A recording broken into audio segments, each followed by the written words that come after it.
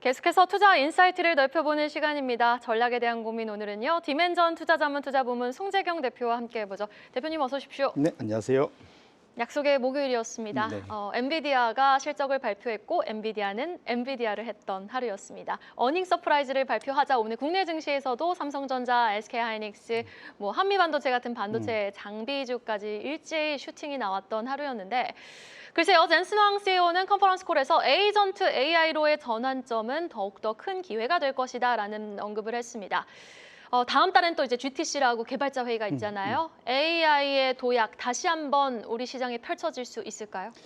최저로 말씀 주신 대로 엔비디아의 젠슨 황의 실적 발표가 오히려 엔비디아 주가보다는 국내의 반도체 주가를 좀 더 끌어올리는 그 기폭제 역할을 했습니다. 어젯밤에 저도 이제 같이 실시간으로 저도 이제 그 엔비디아 실적을 챙겨봤는데 기본적으로 여전히 자신감도 강했고 보신 분 아시겠지만 실적 자체도 좋았지만 향후 전망이 좀 더 좋았습니다. 그런데 문제는 아마 엔비디아 주가는 사실은 시간외에서 오히려 좀 사실은 소폭 밀리기까지 했어요. 근데 우리가 얻을 수 있는 것은 엔비디아가 얘기한 AI 투자는 매우 공격적으로 상당히 크게 늘어나고 있구나를 확인할 수 있었고요.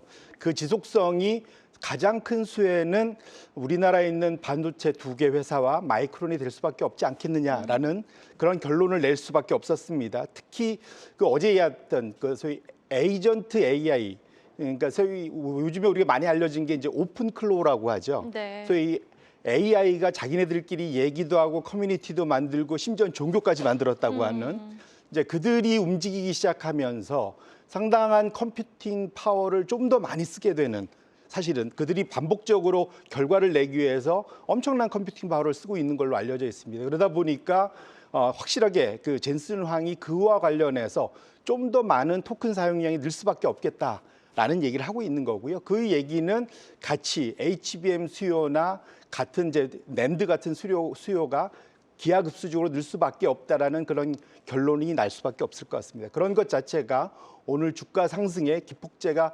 되었다라고 정리해 볼 수 있을 것 같습니다. 네. 이렇게 코스피 지수가 종가 기준 처음으로 6,300포인트를 넘어서며 마무리를 했는데 이제 7,000포인트를 바라보는 시장에서 지금 수급을 보면요. 한편으로는 하락에 베팅하시는 개인분들이 너무 많아서 또 걱정이 되기도 해요. 지금 개인들의 좀 과도한 경계 심리로 이것을 해석을 해봐야 하는 건지 아니면은 상방보다 지금 하방에 조금 대비해야 하는 시점이 온 건지 사실 대표님께서는 인버스다든지 레버리지 투자는 장기적으로는 좀 늘 위험한 부분이 있다라고 강조를 해주셨는데 지금의 현상, 개인들의 인버스 투자 어떻게 바라보시는지요? 일차적으로는 그러니까 투자자는 뭐랄까요? 우리나라는 자유가 있는 나라입니다. 어쨌든 좋게 보면 사는 거고 나쁘게 보면 거기서도 기회를 얻기 위해서 네. 인버스 투자를 하는 겁니다. 이제 저는 오히려 이제 다행스럽게 생각을 하는데 시장이 아직은 건강하구나. 의심의 벽을 타고 원래 주가는 올라가게 돼 있습니다. 네. 모든 사람이 다 좋게 생각하면 더 이상 안 올라가거든요. 추가로 더 사줄 사람이 없잖아요. 그러다 보니까 시장 자체에 인버스 세력이 있다는 것 자체는 통상적으로 시장의 거래가 활발할 수밖에 없고 주가 상승 여력이 아직도 더 열려 있다라고 볼 수도 있을 것 같습니다. 그런 측면에서 우리가 이제 인버스 자체에 대한 고민보다는 이런 시장의 균형이 아직은 잘 맞고 있다라는 것에 대해서 좀 더 방점을 찍을 필요가 있을 것 같고요. 제가 레버리지나 인버스 ETF에 대해서 부정적인 얘기를 말씀을 드리는 이유는 그 상품의 설계 자체가 장기 투자에 적합하지 않기 때문에 그렇습니다.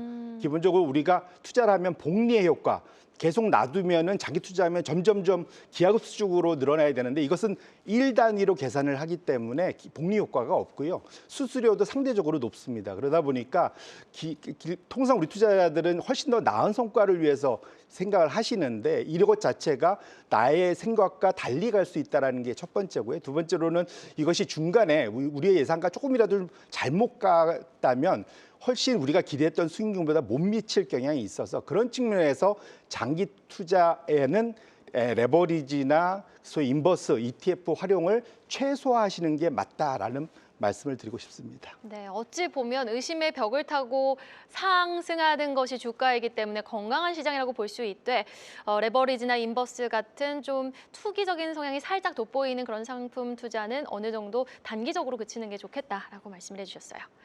자, 그리고 맥쿼리 증권의 보고서 얘기 안 해볼 수 없을 것 같아요. 삼성증권의 목표가를 34만 원, 하이닉스의 목표가를 170만 원까지 높여 잡았는데 사실 지금 이렇게 높여 잡을 수 있었던 근거 중에 하나가 또 특별 배당금 지급 가능성이었습니다. 무려 100조 원 규모의 특별 배당금 지급 가능성을 이유로 꼽았는데 이 본업 성장성이 주주 환원 확대 기대감으로 전이되고 있는 상황임은 분명해 보입니다. 지금 100조 원의 배당 가능한 수치인지부터 한번 여쭤보고 싶어요. 일단은 100조 원이 가능하려면 그만큼 돈을 더 많이 벌어야 되겠죠. 지금 삼성전자에 대한 맥쿼리의 새로운 이익 추정치를 보면은 올해 예상치가 영업이익 기준으로 300조더라고요. 어마어마한 숫자죠. 올해 사실은. 300조, 내년에는 427조. 네. 그러니까 300조고 SK 하이닉스도 한 270조. 네. 엄청난 숫자를 불렀습니다. 물론 이제 그것이 이제 올해 말 가봐야 알 수야 있겠지만 그만큼 지금 최근에 소위 그 계약에서 삼성전자가 훨씬 우위를 점하고 있다는 것을 다시 한번 확인할 수 있는 내용인데요. 어쨌든 왜 그 100조란 숫자가 어떻게 나오느냐? 삼성전자는 과거에 이제 특별 배당, 올해도 사실은 연초에 특별 배당 발표했었죠. 그래서 배당 성향을 적어도 25% 이상, 한 30%까지도 보통 맞추는 경향이 있거든요. 그래야만 우리나라 배당 분리과세 정책이 시작됐는데 거기에 대상이 될 수 있습니다. 그래서 투자자들, 지금 개인 투자자들을 주주들을 위해서 배당 분리 과세에 적합한 용도로 사실 특별 배당금을 이제 정책을 실시를 하고 있는 거고요. 그렇게 놓고 보면 300조 이상의 이익이 나온다면 배당 성향 25%, 30%를 거기에 적용해 보시면 배당금 100조는 무리된 숫자는 아니다 볼 수 있을 것 같습니다.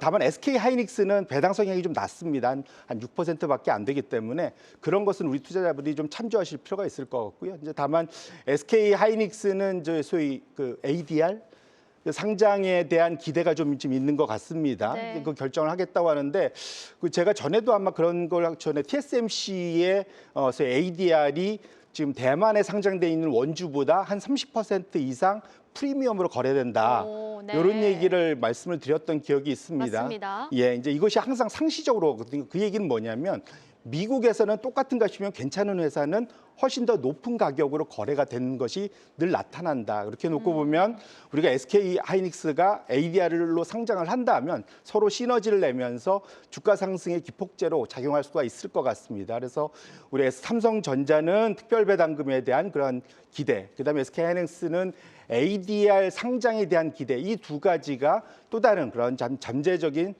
상승 촉매제로 작용할 수도 있겠다 이렇게 말씀드립니다. 네, 알겠습니다.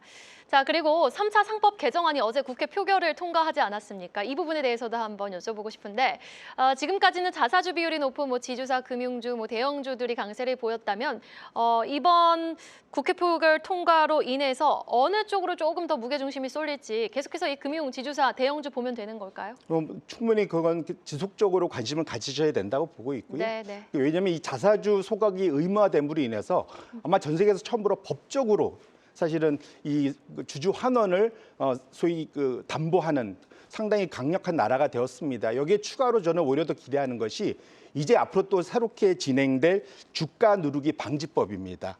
이것 자체가 앞으로 향후 지속이 된다면 소위 저PBR, 제가 늘 얘기했던 저평가된 종목들의 레벨업, 리레이팅이 될 수 있겠다 말씀드리는데요.